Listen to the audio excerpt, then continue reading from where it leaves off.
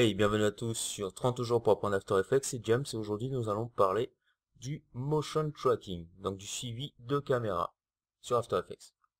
Passons donc maintenant sur After Effects. Nous voilà sur After Effects et donc aujourd'hui dans cet épisode nous allons voir comment réaliser un effet un peu comme celui-ci. Donc il s'agit en fait de motion tracking, de suivi de caméra. Donc ici comme on peut voir, on voit des flammes qui apparaissent sur une voiture, donc un petit clip d'une voiture. Et donc les flammes se déplacent en même temps que le véhicule. On peut aussi voir ceci avec notamment un texte qui reste figé sur le véhicule. Donc on va voir comment réaliser ceci. Donc il vous suffit entre autres d'avoir un clip, donc n'importe quel clip, hein, que vous ayez un élément donc filmé de préférence sur trépied et il faut que vous ayez quand même un élément qui soit en mouvement, donc qui passe plus ou moins vite, hein. Après c'est vous. Et donc ensuite importez-le dans une composition et vous avez besoin ensuite du panneau, de nouveaux panneaux. Donc il suffit d'aller dans Fenêtre, ici, et de prendre le panneau suivi, qui est ici. Donc ensuite vous le placez où vous le souhaitez, vous savez comment faire maintenant. Moi je l'ai placé ici, voilà. Donc le panneau il se présente sous la forme suivante. Donc il s'agit en fait de faire du suivi de caméra, donc du tracking. Sinon vous avez la possibilité aussi de faire du tracking 3D.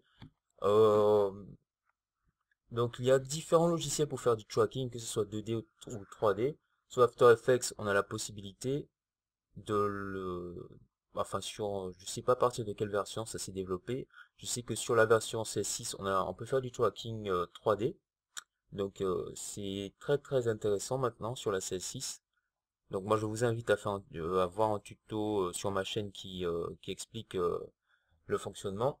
Donc je vais pas voir ça dans ce tuto, on va voir le tracking en globalité. Le 3D c'est pareil, ça fonctionne à peu près du même genre. Je vais juste vous montrer un petit truc. Donc les différents logiciels pour faire du tracking, on a notamment Boujou, on a Camera Tracker, on a le plugin sur After Effects pour faire ceci. Et nous, on va voir ça avec le plugin sur After Effects, puisque notamment, c'est After Effects qu'on va utiliser. Donc, on va avoir des petites bases. Après avoir fait apparaître ici le panneau suivi, on voit qu'il y a diverses options. Donc, on a l'option approche de caméra, stabilisation, stabiliser la déformation, suivi de mouvement et stabiliser le mouvement.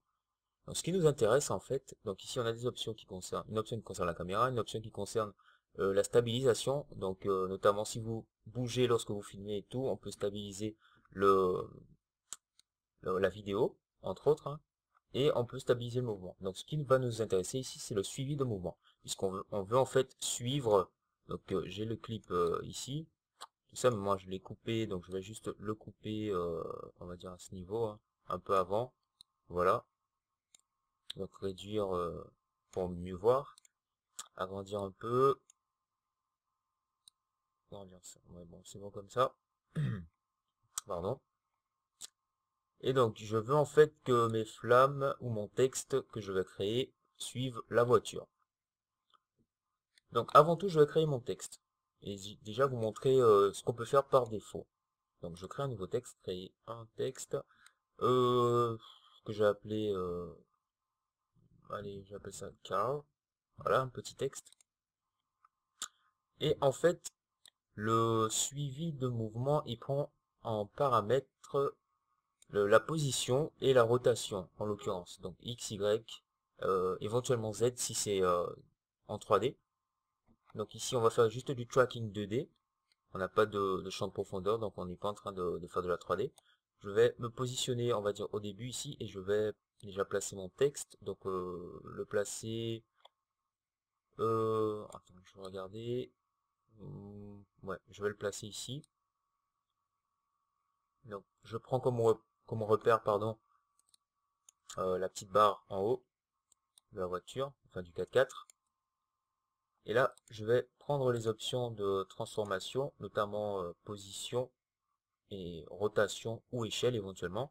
Là, je vais me déplacer un peu. Donc, je crée des images clés pour position et rotation. déjà dès le départ, et je bouge, je me déplace un peu. Donc ici mon texte doit se trouver là, donc je vais le faire aller ici, comme ceci. Donc ça c'est la base si on n'utilise pas les plugins, comme ceci. Je le refais se placer. Là, je le mettre ici. Et là, je le remets ici, comme ceci. Voilà. Donc en gros, ça me donne quelque chose dans le genre, voilà. Ça paraît plus ou moins stable, mais on voit quand même que le texte bouge. Là, on va utiliser le suivi de caméra qui se trouve dans After Effects, le suivi de mouvement, qui va nous permettre de mieux gérer tout ça.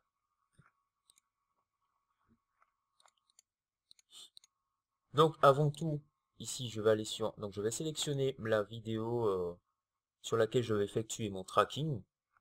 Ici, donc je peux masquer mon texte, hein. Et je vais cliquer déjà sur la source du mouvement. Donc la source du mouvement, c'est la vidéo, ici.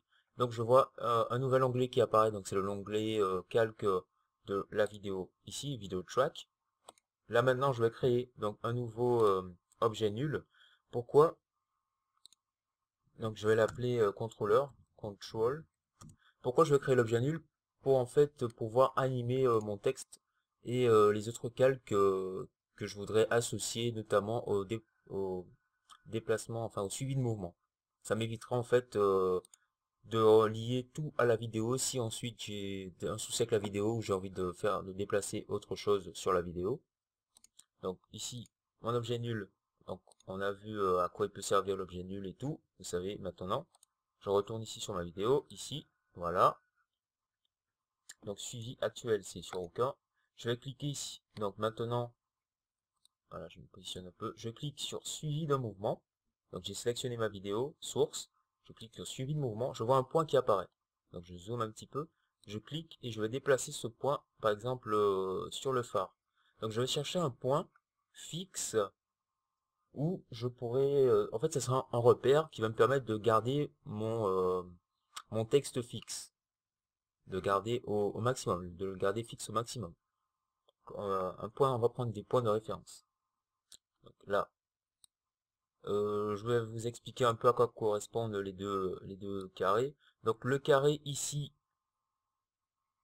correspond entre autres à... Donc c'est un carré qui va qui va changer de position dans After Effects à chaque avancée, donc à chaque image. Donc on va faire une avancée image par image. Donc à chaque image, il va changer de position par rapport au carré qui est ici. Donc le carré ici est le point en fait de repère. Donc ce sera un point précis et celui-ci va faire une interprétation pour essayer de garder au maximum les pixels que l'on a vu et tout. Donc je vais quand même essayer de placer ça bien. Donc faire une bonne référence ici, placer bien comme ça, pour qu'il me garde bien. Donc c'est assez fastidieux quand même, je vais vous dire, de trouver des points pour le tracking, parce que on peut avoir un bon tracking du premier coup, ou du deuxième coup, ou autre, ça peut être long, ou bien vous pouvez venir à modifier votre tracking en cours. Donc c'est pour ça qu'il faut parfois avancer image par image, ou recommencer tout à zéro.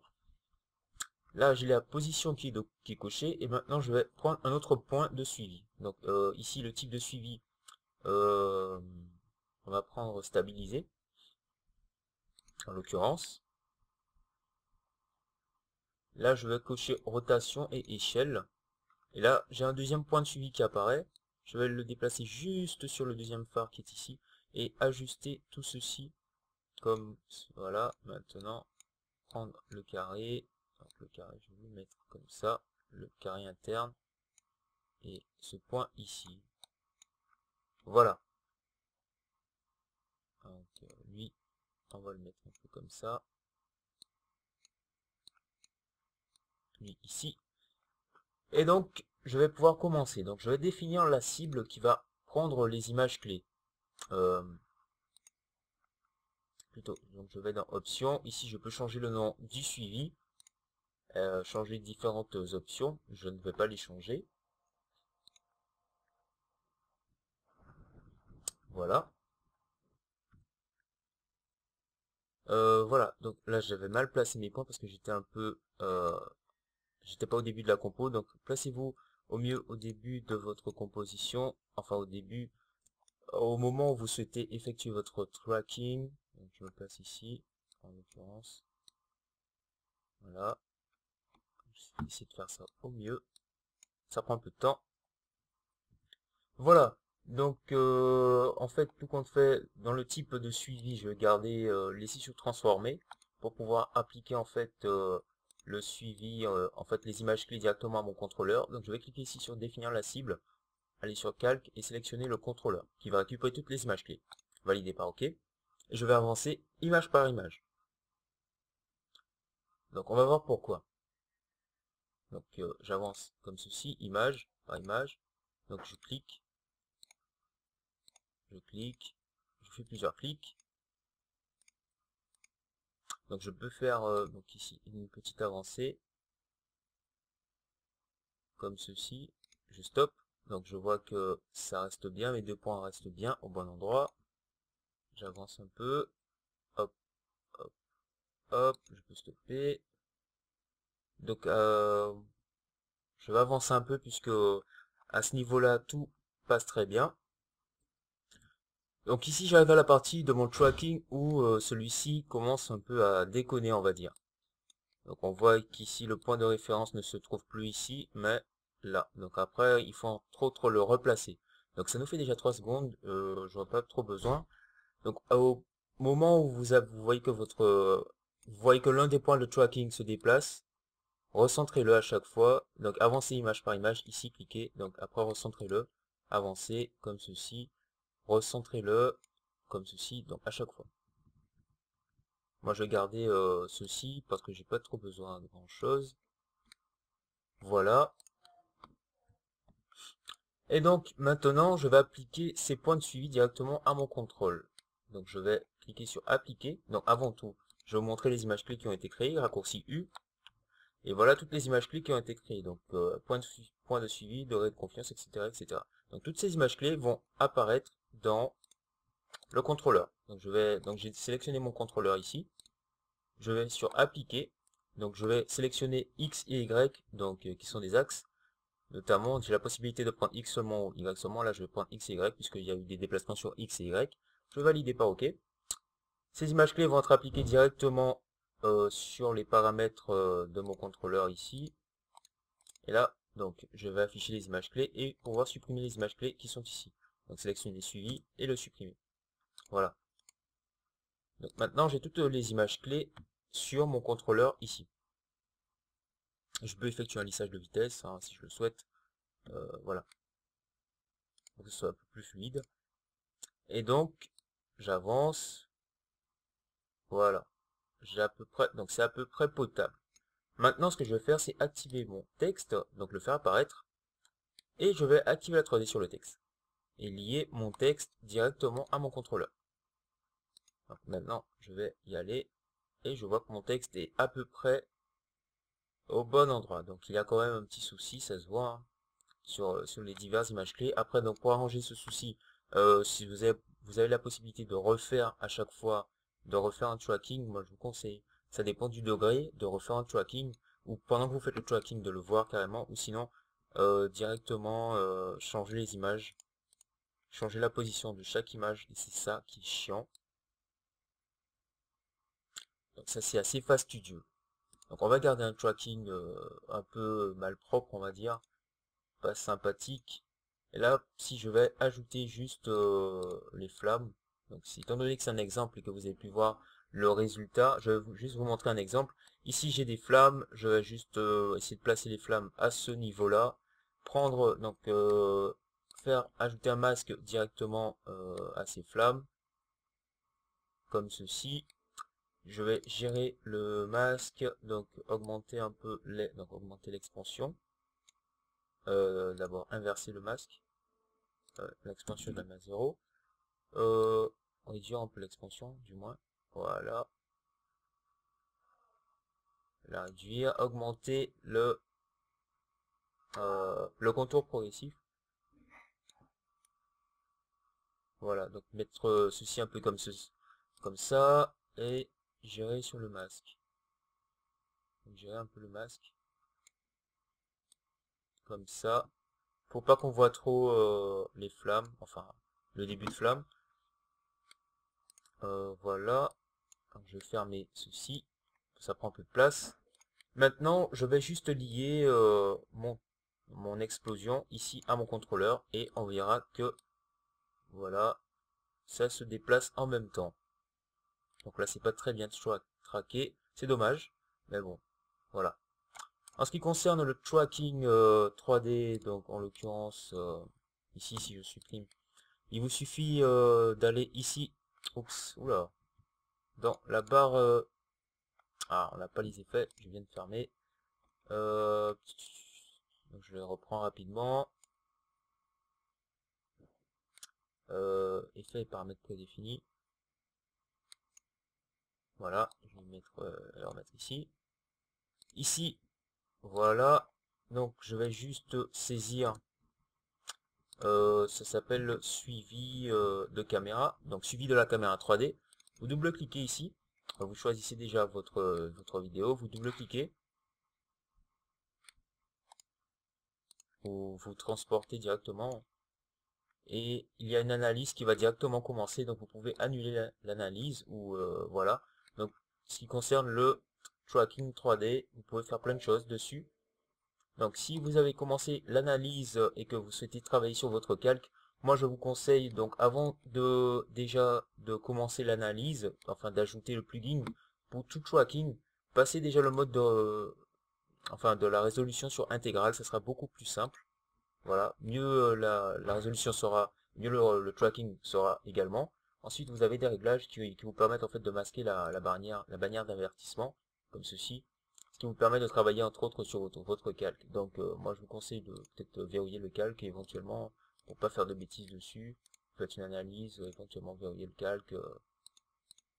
Euh, voilà, si vous le verrouillez, il y aura pas de souci.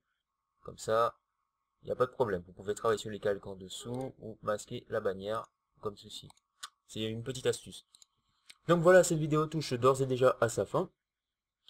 Vous avez vu aujourd'hui comment faire un petit tracking de texte ou de footage sur After Effects, quelques petites bases sur le tracking, 2D, une petite intro, enfin une pseudo intro sur le tracking 3D.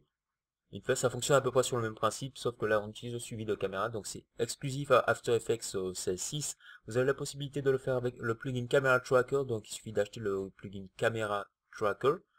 Donc il vous suffit d'aller sur Google pour trouver le site, je crois que c'est je sais plus comment ça s'appelle, je vais regarder ça tout de suite, Camera Tracker, ici, donc Camera Tracker, c'est The Foundry, voilà, c'est exactement ça, c'est le site The Foundry qui s'occupe de Camera Tracker. Donc comme on peut le voir ici, je le disais, c'est Camera Tracker, et le site c'est The Foundry qui s'occupe de ça.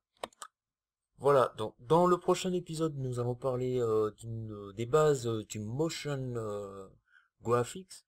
On va voir des petites bases, c'est intéressant. Donc merci d'avoir regardé, c'était James et peace out.